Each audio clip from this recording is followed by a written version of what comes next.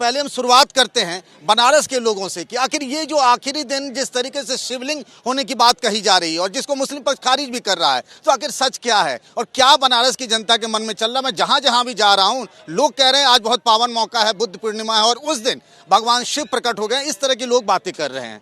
क्या कहना है आपका? आप तो वैसे भी लगता है शिव भक्त हैं। बिल्कुल है। काशी में जो शिव की पूजा न करे फिर काशी में रहने का लाभ क्या। और यहाँ तक आज का दिन हम लोग के लिए है, तो इससे बड़ा सौभाग्य तो हम काशी वासियों के लिए हो नहीं सकता।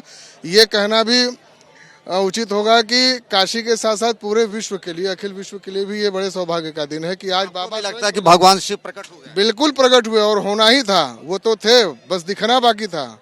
वैसी साहब तो कह रहे हैं कि मस्जिद जो है कयामत तक बनी रहेगी। मस्जिद थी, है और रहेगी। मानी ओवैसी साहब को बताना चाहता हूं मैं कि वो मान लें कि आज उनकी कयामत का दिन है और आज कयामत खत्म हो गई और शिव प्रकट हो गए। तो कयामत के दिन तक जो रखने की बात कर रहे हैं, आज उस ज्ञानवापी के कयामत का दिन है मस्जिद का, और आज के बाद शिव प्रकट हो गए, वो मान लें। अब आगे क्या? आगे क्या? अब मंदिर है, ज्ञानवापी मंदिर है ही है। मस्जिद कहाँ से ज्ञानवापी मस्जिद हो ही नहीं सकती। देश संविधान से चलेगा कि आस्था के हिसाब से चलेगा? सर, देश संविधान से चलेगा, लेकिन एक बैरिस्टर पद पर बैठा हुआ आदमी कह रहा है कि मस्जिद है, मस्जिद रहेगी और कयामत के दिन तक रहेगी। तो कहाँ से मान रहा है कि संविधान है क्या है? अगर वो कयामत मान रहे हैं तो समझ लें आज उनकी कयामत पूरी हो गई। आज से मंदिर का उद्भव शुरू। बीजेपी के राजेश त्रिवेदी जी भी हैं, तो आप लोग तो पहले से कहते थे कि अयोध्या झांकी है, काशी मथुरा बाकी है, उसी एजेंडे पर चले आए आप लोग। ऐसा कुछ भी नहीं है। और अभी आप चर्चा कर रहे थे कि ओवैसी जी ने कहा कि कयामत तक ये स्थिति नहीं बन पाएगी कि वहाँ मंदिर बनेगा। उनके लिए तो कयामत का दिन वही था जिस दिन नरेंद्र मोदी काशी से चुनाव लड़ने आए थे। उसके बाद उनका दूसरे कयामत का दिन आया जब यहाँ से प्रतिनिधि के तौर पर चुने गए, और वो दिन याद रखिए 16 मई सन 1914, और आज का दिन देखिए 16 मई सन 2022।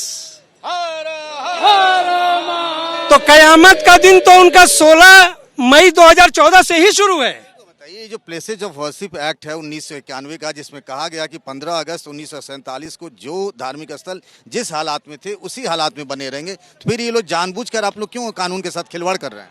जी हाँ, ये आस्था से जुड़ा हुआ विषय है। मुझे बताइए, आस्था से चलेगा देश की संविधान से चलेगा? नहीं, मैं बताता हूँ आपको।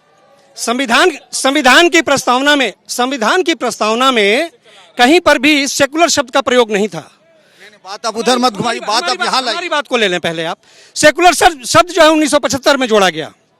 ठीक उसी तरीके से 1991 में अगर कोई कानून बनाया है इन्होंने, तो आज राज्यसभा और लोकसभा दोनों में हमारी सरकार है, दोनों में बहुमत है हमारी।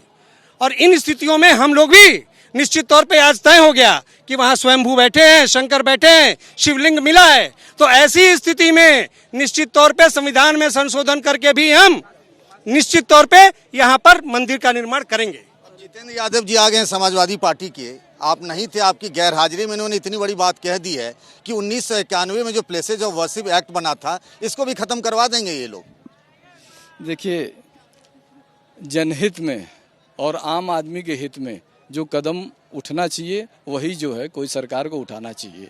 और आस्था के साथ देश का जनमत है, चाहे वो किसी वर्ग का हो, आस्था के साथ है वो। लेकिन उसका पूरी बात इनकी सुनी, उसका सम्मान होना चाहिए, उसके भावनाओं का सम्मान होना चाहिए। हमारे यहाँ संविधान है, सुप्रीम कोर्ट है।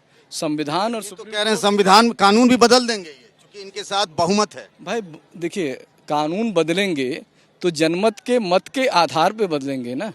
कानून में बदलाव जब भी हुआ है तो जनमत जब साथ दिया है, जब मेजॉरिटी में रहे हैं, जो बहुमत चाहिए संविधान में परिवर्तन के लिए, वो बहुमत में अगर आते हैं तो कर सकते हैं, उसका वो उनको राइट है। लेकिन हम न्यायालय में जाएंगे, हम न्यायालय से बात करेंगे, तमाम एक्सपर्ट्स उसके बैठे हैं, उन मुद्दों पे बात होगा।